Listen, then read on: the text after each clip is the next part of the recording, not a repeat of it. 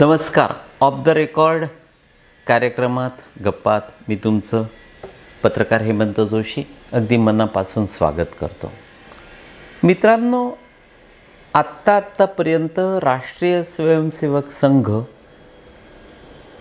अनेक विविध असंख्य बहुसंख्य भारतीयांच्या दृष्टीने टीकेचा किंवा दुर्लक्षित करण्याचा किंवा पाण्यात बघण्याचा किंवा ज्याकडे फारसं सिरियसली कोणी कधीही लक्ष देत नसे, कारण सारी सत्ता देशातल्या काँग्रेसभोवती जमा झालेली होती आणि काँग्रेसला अनन्यसाधारण महत्त्व प्राप्त झालेलं होतं.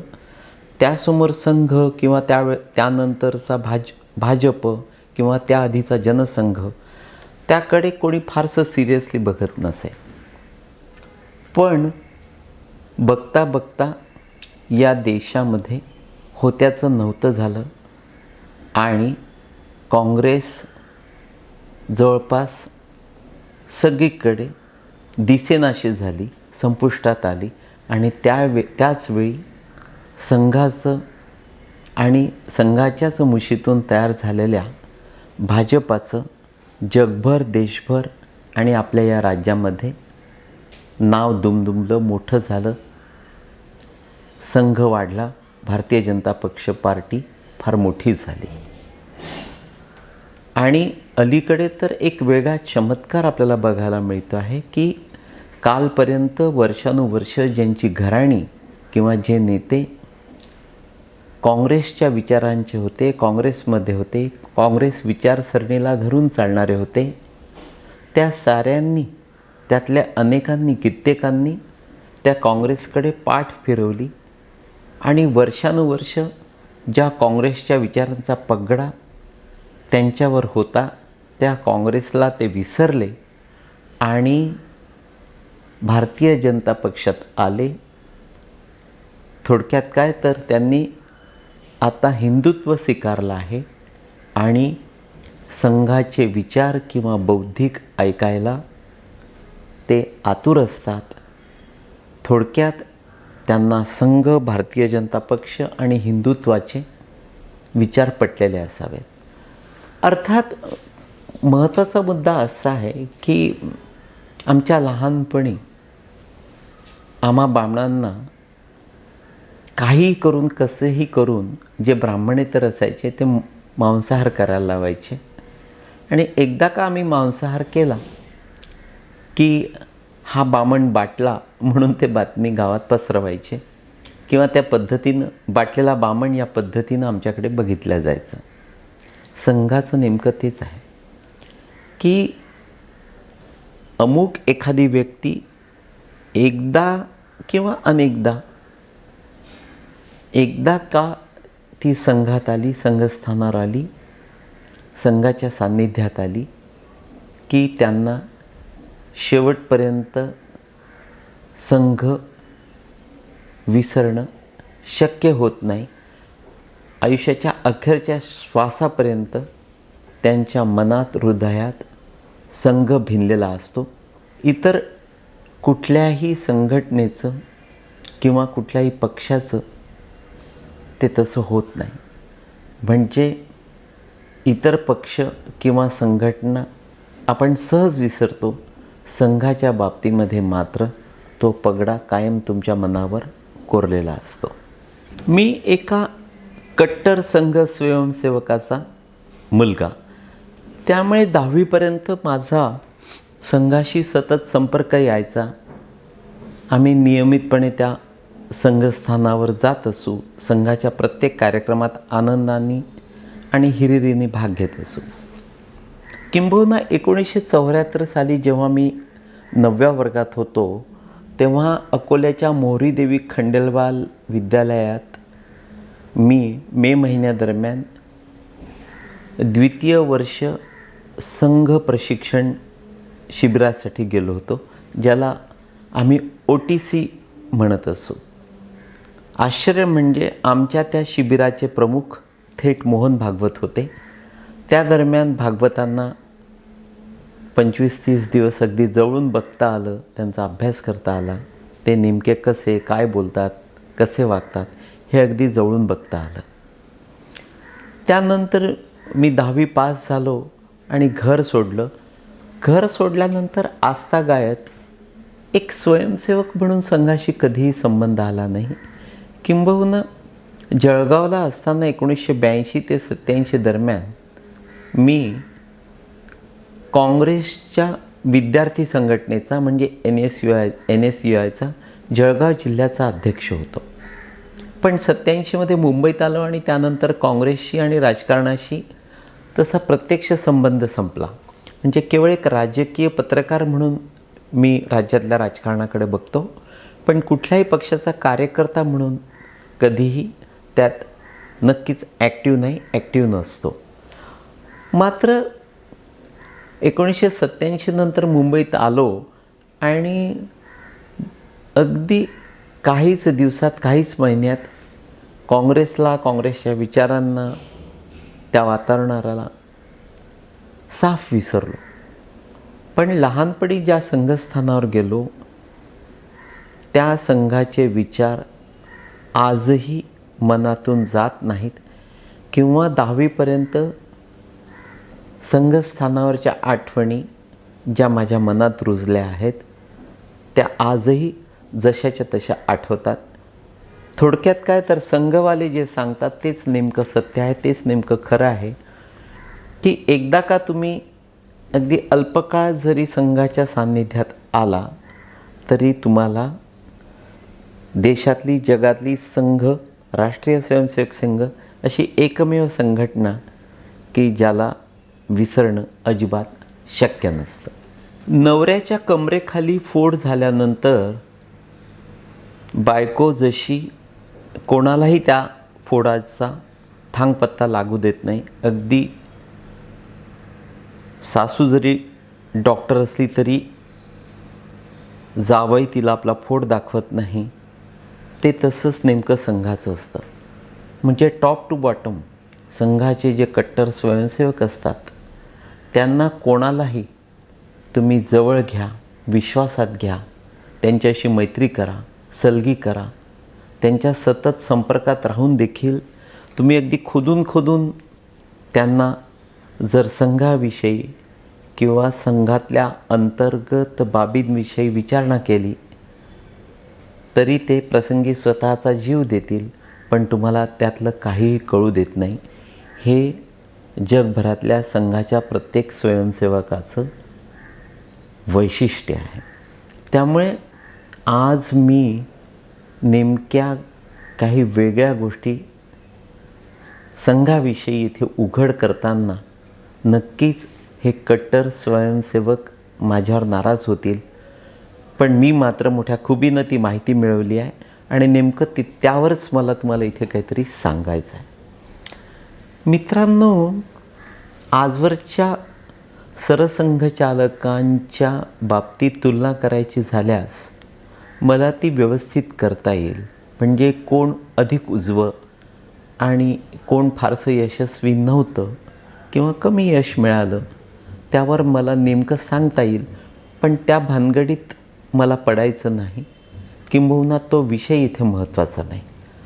मात्र डॉक्टर हेडगेवार, त्यानंतर गोळवलकर गुरुजी आणि बाळासाहेब देवरस यांच्या नेमक्या पंक्तीला बसण्याचा मान, थोडक्यात काय तर कम्पेअर टू हे तिघेही सरसंघचालक, तेवढीच ताकद नेमकी आणि नक्की मोहन भागवतांनी या जगाला दाखवून दिलेली आहे. म्हणजे संघाचे जे मूळ विचार आहे त्यांना अजिबात धक्का न लागता, न लावू देता याच राष्ट्रीय स्वयंसेवक संघात त्यांनी जे आधुनिक बदल घडवून आणले आणि बघता बघता या संघाचा आणि संघाच्या माध्यमातून ज्या विविध क्षेत्रात त्यांच्या काम करणाऱ्या संघटना आहेत, फांद्या आहेत, ब्रँचेस आहेत, त्या साऱ्यांमध्ये भागवतांनी ज्या खुबीनं, ज्या युक्तीनं स्वतःचं डोकं वापरून बदल घडवून आणले, त्यातूनच आधी संघाचं आणि त्यानंतर भारतीय जनता पक्षाचं फार मोठं नाव जगाला झालं आहे, जगात झालं आहे.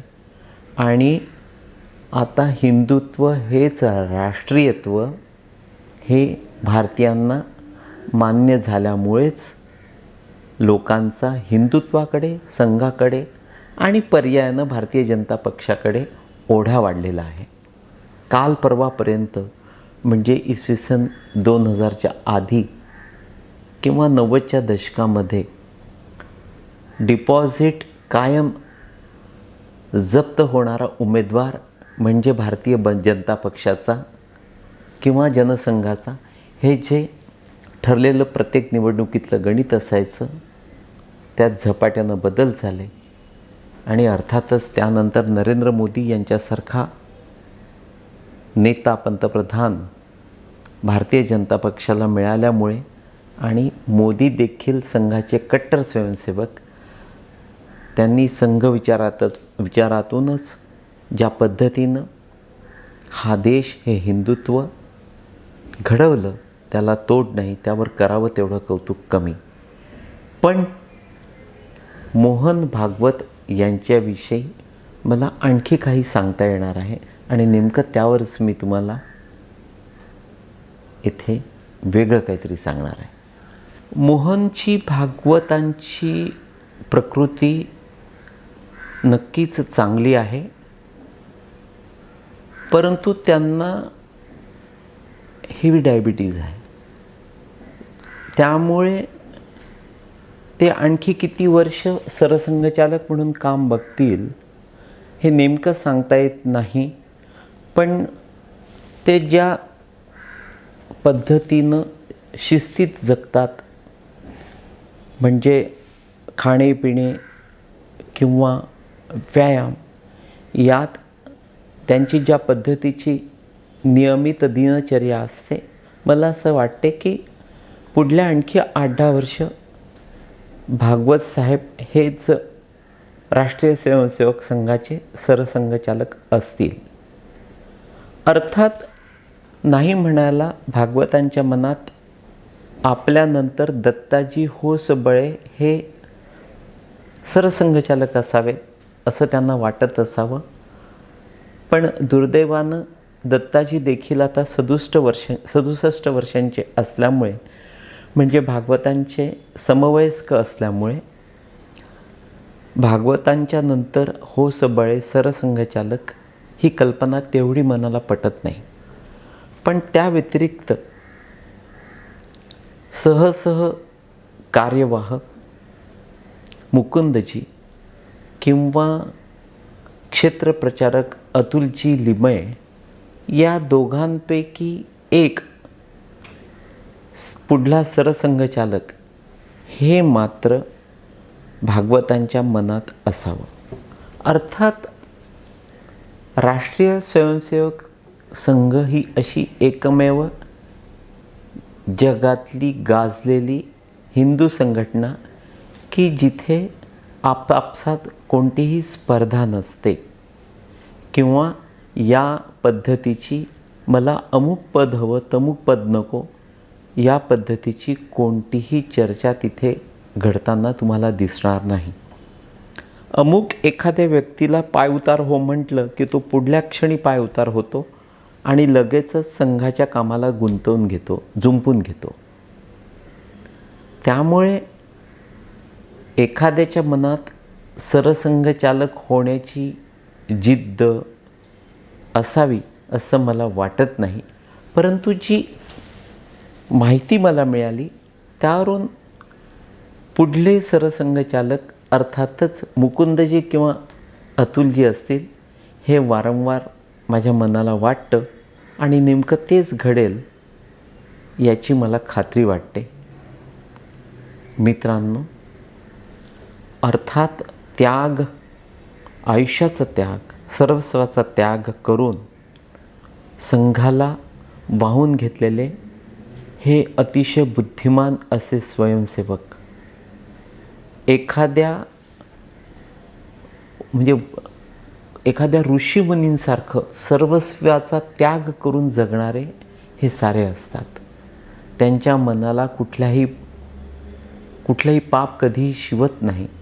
त्यामुळे त्यांच्या मनात अंतर्गत स्पर्धा शिवली असं कधीही चित्र संघात नसतं आणि त्यामुळेच संघाचं अनन्यसाधारण महत्त्व आहे. मोहनजी भागवत जेव्हा सरसंघचालक झाले तेव्हा आपल्या या देशात मोठी विचित्र परिस्थिती होती. सर्वत्र सर्वदूर काँग्रेसची सत्ता होती. केंद्रात आणि राज्यात काँग्रेस सत्तेवर होती आणि काँग्रेसच्या नेत्यांना, विशेषतः गांधी घराण्याला, काँग्रेसमधल्या हिंदूतर नेत्यांना, काही हिंदू नेत्यांना देखील संघ आणि भाजप संपवण्यात इंटरेस्ट होता. त्या दृष्टीनं संघ स्वयंसेवक कसे बदनाम होतील, आर्थिक मानसिक अडचणीत कसे सापडतील, संघाच्या माध्यमातून ज्या शाळा बँक्स पद्धतीच्या संस्था आपल्या या देशात आहेत, आपल्या या राज्यात आहेत, ज्यावर संघ स्वयंसेवक आपल्या कुटुंबाचा चरितार्थ चालवतात, त्या संस्था कशा अडचणीत येतील, कशा संकटात सापडतील, त्यांची कशी कोंडी करता येईल, संघाला किंवा या संस्थांना किंवा संघातल्या प्रत्येक स्वयंसेवकाला कसं खिळखिळं करता येईल, त्याला कसं अडचणीत आणता येईल, हा प्रयत्न सतत सत्तेतली काँग्रेस आणि संघ भाजपाचे विरोधक त्यावर कायम आघाडीवर असायचे. माझ्या घरात संघाचं वातावरण असल्यामुळे माझ्या वडिलांनी ज्या पद्धतीनं वेगवेगळ्या संकटांना तोंड दिलं, त्याच पद्धतीची संकटं या देशातल्या प्रत्येक संघ स्वयंसेवकावर आलेली आहेत आणि त्या साऱ्या संकटांना संघानं, संघाच्या स्वयंसेवकांनी, नेत्यांनी, पदाधिकाऱ्यांनी आणि भाजपच्या सर्वसामान्य कार्यकर्त्यांपासून तर नेत्यांपर्यंत साऱ्यांनी मोठ्या खुबीनं धीरोदात्तपणे तोंड दिलं आणि बघता बघता याच राष्ट्रीय स्वयंसेवक संघात राजकारण शिरू न देता, राजकारणाचा कुठलाही शिरकाव होऊ न देता भागवतांनी मोठ्या खुबीनं, युक्तीनं, कष्टातून सातत्य राखून जगभर, देशभर, आपल्या या राज्यात संघाचं महत्त्व अधोरेखित केलं. लोकांना संघाचं महत्त्व आधी पटलं, त्यानंतर हिंदुत्व कसं महत्त्वाचं हे देखील त्यांच्या लक्षात आलं आणि म्हणूनच भागवत हे आजवरचे नक्कीच फार वेगळ्या प्रकारचे सरसंघचालक म्हणून त्यांना अगदी वाकून नमस्कार करावासा वाटतो. मित्रांनो, येथे हा विषय संपलेला आहे, पण काही दिवसांपूर्वी मी जे तुम्हाला माझ्या व्हिडिओमधून सांगितलं होतं ते नेमकं काल परवा घडलं आहे.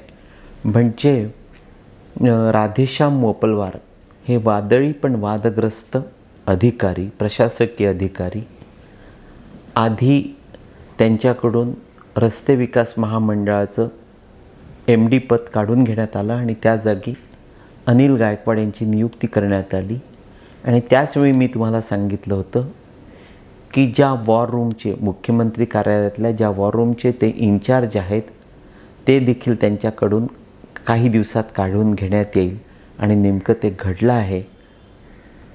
मोपलवारांना राजीनामा द्यायला सांगितला की मोपलवार यांनी आपणहून राजीनामा दिला, मला नेमकं आणि नक्की माहीत नाही.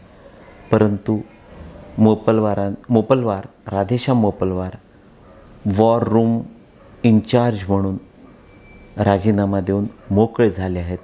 एका वादग्रस्त, वादळी प्रशासकीय अधिकाऱ्याचा आता हा नोकरीतला असतं बघताना काही ठिकाणी कौतुक वाटतं, तर काही ठिकाणी काही बाबतीत घृणा देखील वाटते.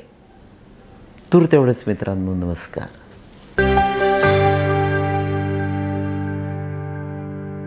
गहनों से ऐसे सजे सजाए, सबसे आकर्षक मुझे बनाए, रेणुका ज्वेलर्स के गहने ऐसे सबके दिलों को जीत जाए. Renuka jewellers, Renuka jewellers. Renuka jewellers 1998 से गोल्ड और डायमंड ज्वेलरी के लिए सबसे विश्वसनीय नाम. अमन इंपीरियल नियर अनंत नगर बस स्टॉप.